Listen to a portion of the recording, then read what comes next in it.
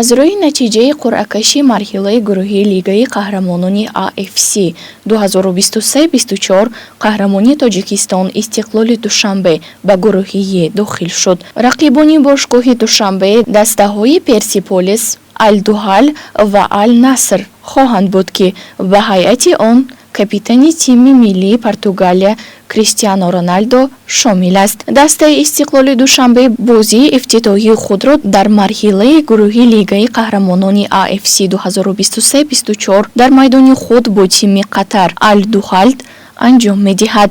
Ин дидор рӯзи 18 сентябр дар варзишгоҳи марказии Душанбе баргузор мешавад. Қобили зикр аст, ки аз рӯи натиҷагирӣ марҳилаи гурӯҳи ғолибони 5 гурӯҳ дар ҳар як минтақа, инчунин 3 даста, ки дар квартетҳои худ бо натиҷаи беҳтарин ҷойҳои дуввумро гирифтанд, ба даври 1/8 ниҳоии мусобиқа роҳ меёбанд. Лигаи Қаҳрамонони AFC 2023-2024